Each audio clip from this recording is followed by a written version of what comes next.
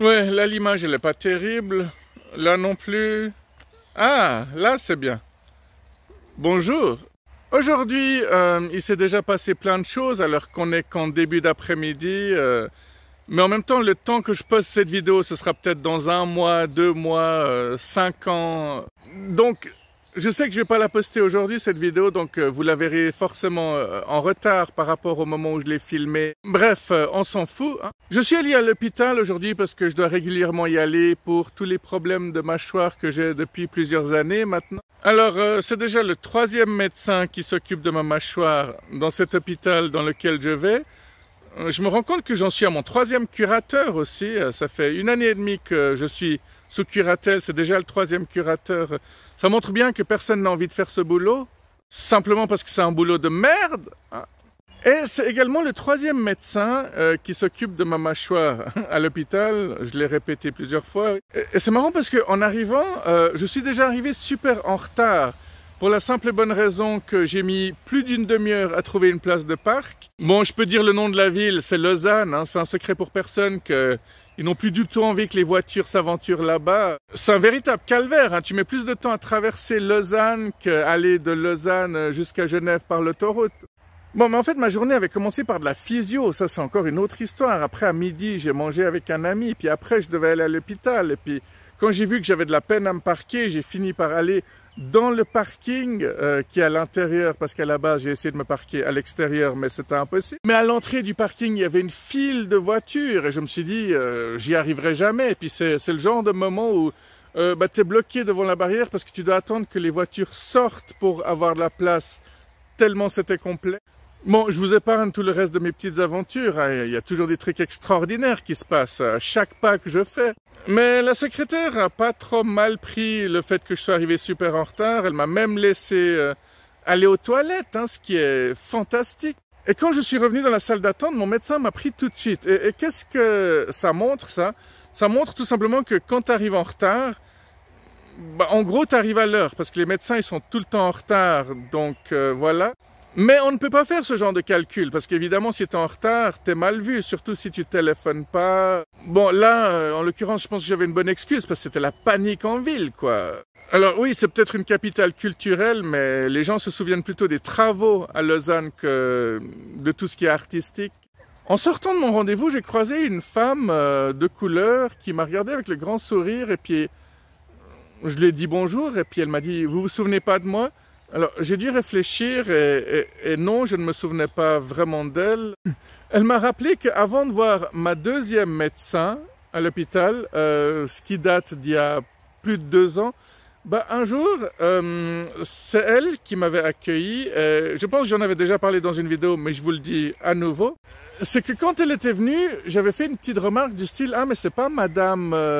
Puis j'ai sorti un autre nom de famille. Parce que sur mon rendez-vous, c'était marqué le nom d'une doctoresse et c'était pas le nom de cette personne qui était là devant moi. Puis cette personne m'avait fait une petite remarque en disant « Ah, mais je suis désolé si je suis pas une blonde aux yeux bleus, un truc du style. » Et aujourd'hui, je l'ai recroisée, elle se souvenait de moi. Donc, soit elle a complètement flashé sur moi, parce que se souvenir de quelqu'un que t'as pas vu depuis 2 ans et que t'as vu qu'une seule fois en plus...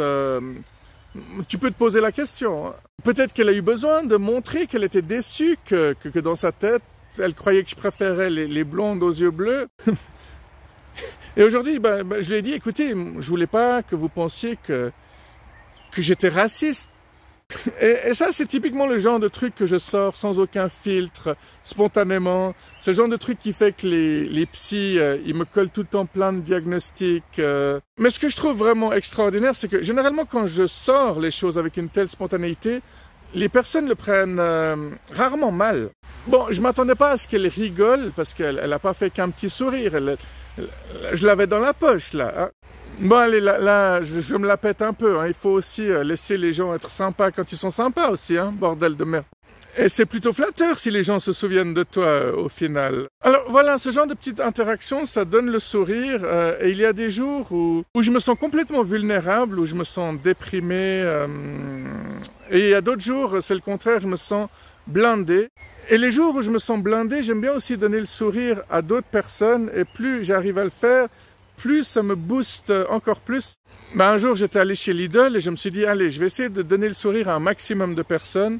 Les premières cibles étaient un couple qui devait avoir, je sais pas, quarantaine, cinquantaine. Ils avaient l'air complètement toxicomanes, par contre. Ça, c'était un peu triste. Un peu lent, un peu perdu, un peu sale. Ne prenons pas soin de leurs cheveux ni de leurs dents. Ce cliché débile. Mais on a tous des préjugés.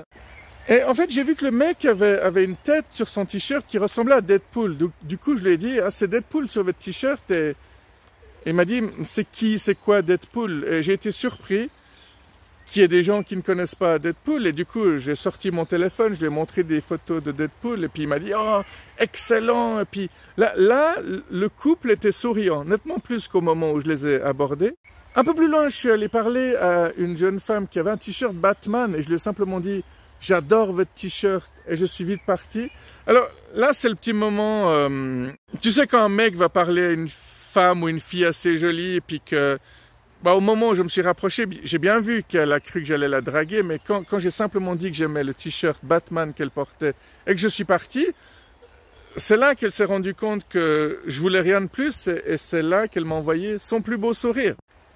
Il y a d'autres petits trucs que j'aime bien faire aussi. Par exemple, si mon regard croise quelqu'un, enfin, le regard de quelqu'un, si j'ai l'impression que le regard s'est mal passé, j'irai vers la personne en lui disant « Excusez-moi, avant j'étais perdu dans mes pensées et je vous ai peut-être mitraillé du regard, mais c'était pas voulu. » Et là, souvent, on me répond « Ah non, non, pas du tout, je m'en suis même pas rendu compte. » Là aussi, paf, tu donnes le sourire aux gens. Enfin, moi, j'y arrive en tout cas et c'est cool.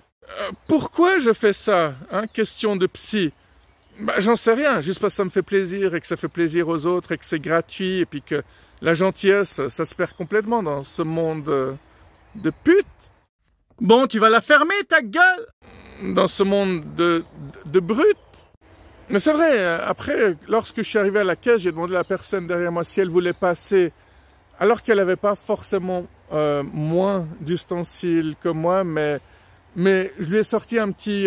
non, mais parce que moi, je suis particulièrement pas pressé aujourd'hui. Et je pense que le fait de voir des gens interagir, alors que tu t'y attends pas, peut-être tu es en train de passer une journée de merde et tu te dis, tiens, il y a quand même quelqu'un qui m'a vu, qui s'intéresse à moi, j'en sais rien. Mais alors, les gens sont individualistes et ils font croire qu'ils aiment être individualistes.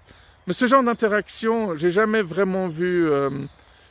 les désavantages.